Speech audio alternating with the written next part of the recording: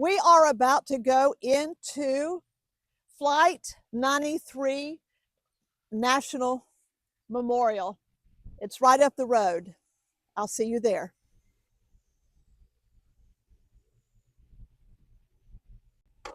As we're coming up, we're coming to the Tower of Voices.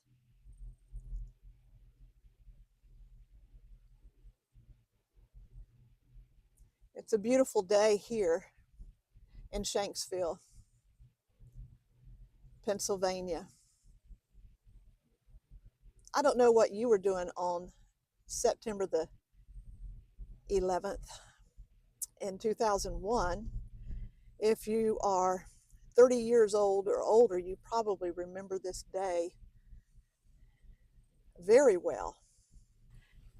We're about to get closer to the Monument of Voices, or the Tower of Voices. It's 93 foot tall, and it's a large musical instrument. It has chimes that go out. There were 40 people that were killed on that day, September the 11th, and the chimes will be 40 sounds representing the 40 people that perished September the 11th, 2001. Let's get closer to it.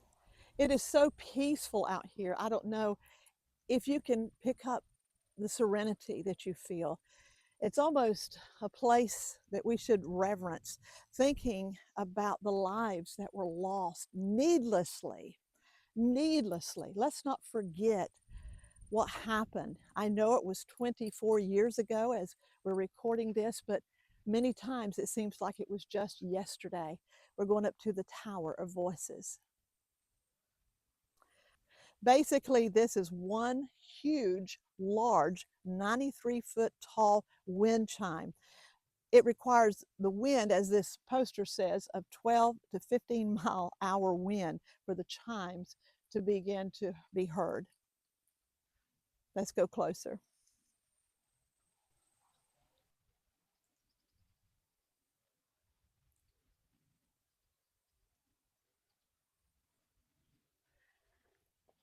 It's such a peaceful, peaceful place out here. I remember this area. We came out not long after the crash, and this was all wooded area. And they had a place set up with a fence, and people were bringing things, mementos, words of grief, things to honor the those that lost their lives. And one day I came out here, and someone had actually brought a He's Alive radio bumper sticker and placed it down as a memorial, I guess, unto those that were lost, because on He's Alive radio, when this happened, we spent the whole day praying with people who were suffering and calling in. Let's go up to where the museum is after this.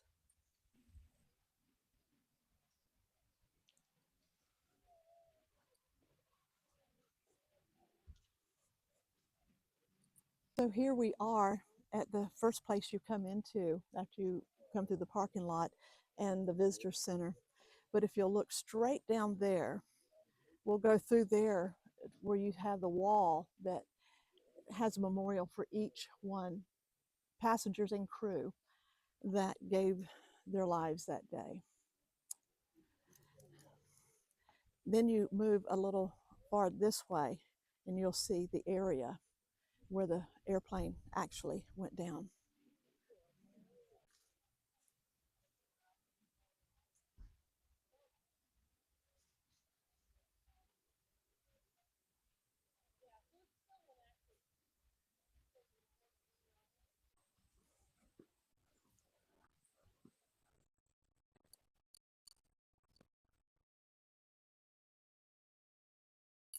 If you look, you see the benches all around here.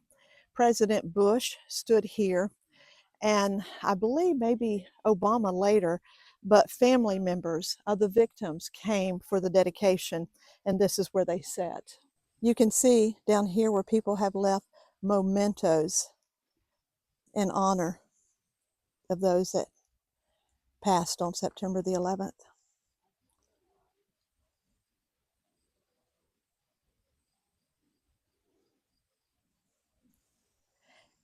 if you look straight ahead, you will see at the base of the Hemlock Grove, there's about a 17-ton piece of sandstone. This is a visual reference where the crash site was, just on the other side of that. I'm looking at some of the names like Colleen Fraser, Jane Folger, Edward Porter Felt, Patrick Joseph Driscoll, Joseph DeLucy, the captain. This is so sobering to see all of this. And of course, you come down here and you see Mark Bigham,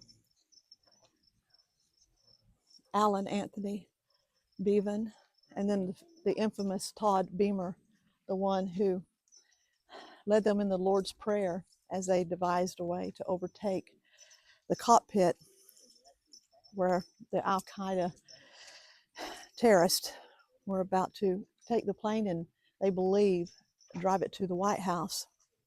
So there's Todd Beamer's. Lorraine Bay, she was a flight attendant, and it begins with Christian Adams. I have Elaine with me. I just met a new friend here. Hi. And we are at Flight 93 Memorial, which I live not that far from here. But I asked you where you were from and what was going on 9/11 for you. Well, it was very interesting. I was a math coach. I was setting up my classroom. School had been in for about 4 days. And anyway, You had someone coming to pick you up. Yeah, that's okay, but I can go. And I was listening to the radio when I heard that a plane had crashed into the World Trade Center. And at first, I didn't know if it was a small plane or a jet plane. You know, nothing was sure. And a few minutes later, I don't know, 10 minutes later, the second plane went in, and then they knew, and I knew. And I ran next door to a fourth grade teacher whose husband was down at the World Trade dropping off his daughter at a nursery school. And I told her what happened, and I said, "You go, I'll stay with your class." And she finally got through to him, and thank God they were both okay. They were getting out of there. And we spent the day having children being picked up by some parents, some neighbors, uncles, aunts, whoever they knew was there, because the parents were working, and some of them were working down at the World Trade Center. And we finally left at 3:00. All the bridges were closed. I usually took the Washington Bridge home. I was with a carpool of 5 of us.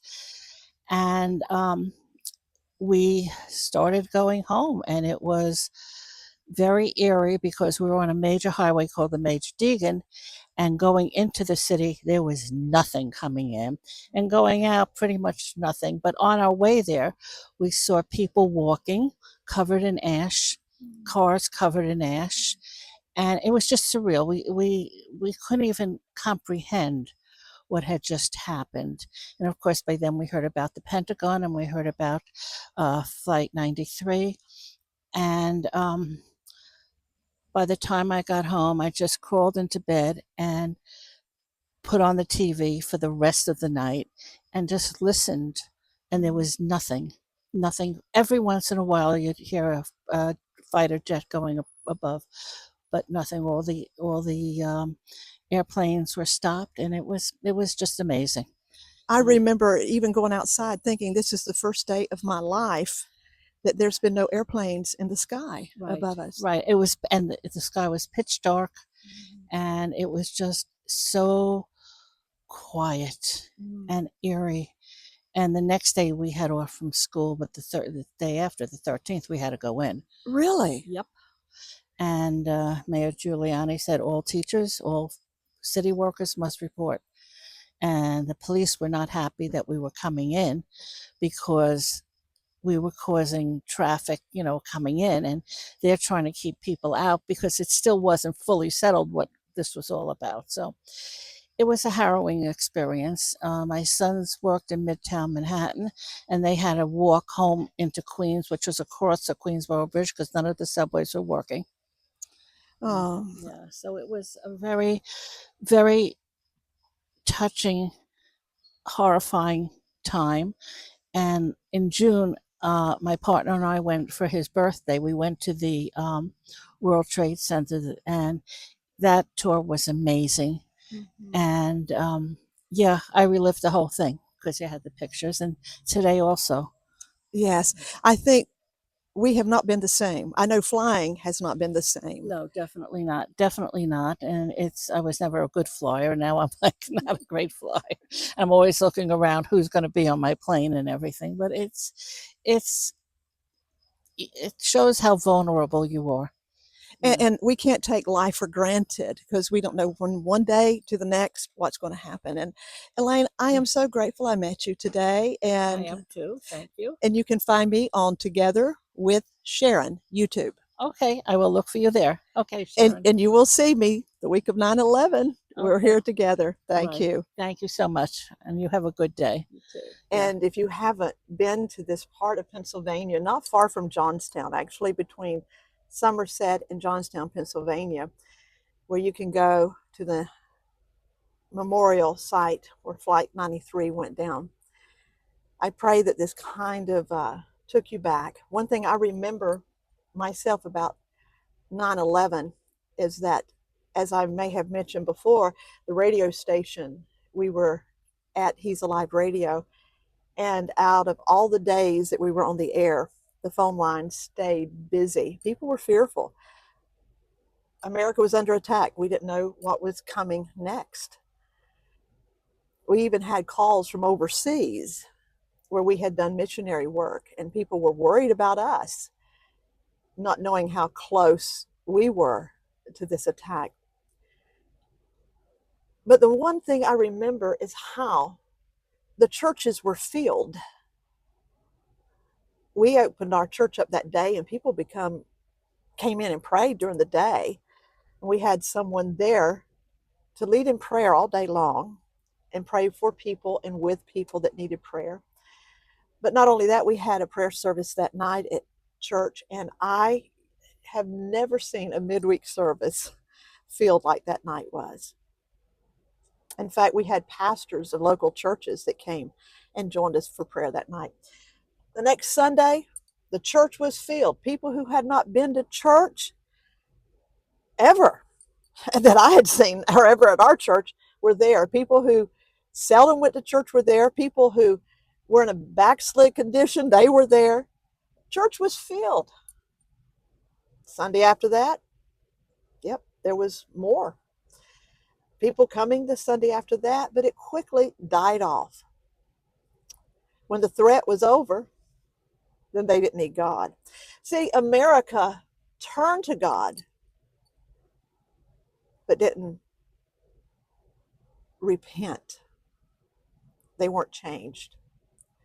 And sometimes when hard things happen, we turn to God in desperation, and then when there's relief, we back away. Just like the children of Israel. Let it not be said of me and you. This week, as we remember 9/11, let's truly remember. Let's remember the enemy that hates Christians, hates Jews, hates America for what it stands for, a Christian nation. Let's remember that and pray for our enemies that they wouldn't come to know Christ. I also think about the patriotism. I, I remember seeing American flags everywhere. In fact, you couldn't buy them in the store. They were selling out. As soon as new flags would come in, they would be sold out. Patriotism came back to America. But that was short lived as well for many. This week, let us remember. Let's remember the God who was with us during that time, who helped us during that time. Let's remember the families that are still suffering, even though it was 24 years ago, that lost fathers, that never got to grow up seeing their daddy or their mama or their daughter or son, again, brother or sister. Families suffer. every year at this time because it has a different meaning to them. So we pray for them. And I trust you have a Jesus-filled week. I love you. Once again, if you have not subscribed to this channel, be sure and do so. Hit the like button and share. And it's a sobering day, but we will have some wonderful content next week as well. And you don't want to miss every Monday together with Sharon. Have a Jesus-filled day.